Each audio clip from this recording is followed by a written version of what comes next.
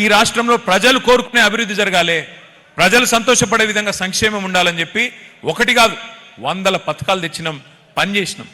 ఒక తప్పు మాత్రం చేసినాం. ఏంటిదా తప్పు? మీ గౌరవం కాపాడలే కార్యకర్తలది. ఎట్లా? చాలామంది అన్నారు నాతో, అన్నా పెన్షన్ ఇస్తిరి ఆన్లైన్ అయిపోయా, కార్డు ఇస్తివి కార్డు ఆన్లైన్ అయిపోయా, కళ్యాణ లక్ష్మి ఇస్తివి ఆన్లైన్లో వాయ్, రైతు బంధు ఇస్తివి అకౌంట్లో పడే. ఇక నన్నెవడు దిగుతాడన్నా? మరి నా సంగతి ఏంది? మరి ఊళ్ళో పోయి మళ్ళీ ఓటు అడగాలంటే నా గౌరవం యాడుంటుంది అని. అందుకే నేను మీకు మాటిస్తున్నా, ఇట్లాంటి చిన్న చిన్న పొరపాట్లు మొత్తం ప్రభుత్వం మీదే దృష్టి పెట్టినాం, పార్టీ మీద ఎక్కువ దృష్టి పెట్టలే. వాస్తవానికి 10 ఏళ్ళు కొత్త రాష్ట్రం కదా, కొత్త సంసారం కదా, కొత్త ఇల్లు కదా, పునాది గట్టిగా పడాలి. మన రాష్ట్రం నవ్వెటోళ్ళ ముంగట జారిపడొద్దు. మీకు పరిపాలన చేతనైతే అన్నోళ్లను నోర్లు మూపియాలే, మంచిగా నడిపియాలని ఆలోచన చేసినాం తప్ప వేరే ఆలోచన చేయలే. కానీ నేను మీకు మాటిస్తా ఉన్నా, వచ్చే 5 ఏళ్ళు అట్లుండదు. 2028లో మీ అందరి దయతో ప్రజల ఆశీర్వాదంతో తిరిగి కేసీఆర్ ముఖ్యమంత్రి అవుతాడు. అయినాక నేను బాధ్యత తీసుకుంటా.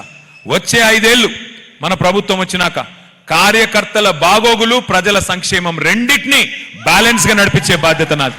మీకు రావాల్సిన పదవులు, మీకు జరగవలసిన లాభం, మీకు కోరుకునే గౌరవం వచ్చే విధంగా చేసే బాధ్యత నాది. గతం మర్చిపోండి. చిన్న చిన్న పొరపాట్లు జరిగిండొచ్చు, మా వైపు నుంచి కూడా జరిగిండొచ్చు. ఉద్యమంలో పనిచేసిన బిడ్డలు ఉన్నారు ఇక్కడ, వాళ్ళకు కూడా అయ్యో మాకు జరగాల్సినంత జరగలేదేమో అనే భావన ఉండొచ్చు. నేను వారందరినీ ప్రార్థిస్తా ఉన్నా. ఇవాళ రాష్ట్రం ప్రమాదంలో ఉంది. కేసీఆర్ గారు ఆయన రాజకీయాల్లోకి వచ్చి దాదాపు 43-44 ఏళ్ళైంది. ఆయన ఎమ్మెల్యే అయింది మొదటిసారి 1985. ఇలా 2026 అంటే 41-42 ఏళ్ళ కింద ఎమ్మెల్యే అయ్యిండు కేసీఆర్ గారు. ఇవాళ కేసీఆర్ గారికి ఏం నష్టం జరగల. కేసీఆర్ గారు అన్ని పదవులు చూసిండు రాజకీయంలో. ఎమ్మెల్యే అయిండు, ఎంపీ అయిండు, రాష్ట్రంలో మంత్రి అయిండు, రాష్ట్రంలో డిప్యూటీ స్పీకర్ అయిండు, కేంద్రంలో మంత్రి అయిండు, తెలంగాణకు ముఖ్యమంత్రిగా మీ దయతో 10 ఏళ్ళు పనిచేసిండు. కేసీఆర్ గారి దేశంలో చేయని పదవి ఏం లేదు. ముఖ్యమంత్రి పదవి చేసిండు, కేంద్ర మంత్రి చేసిండు, రాష్ట్ర మంత్రి చేసిండు, డిప్యూటీ స్పీకర్ చేసిండు, అన్ని చేసిండు. ఒక ప్రధానమంత్రి తప్ప అన్ని పదవులు అయిపోయినాయి. అందుకే నేను అంటున్నా, కేసీఆర్ గారికి ఏం నష్టం కాలే.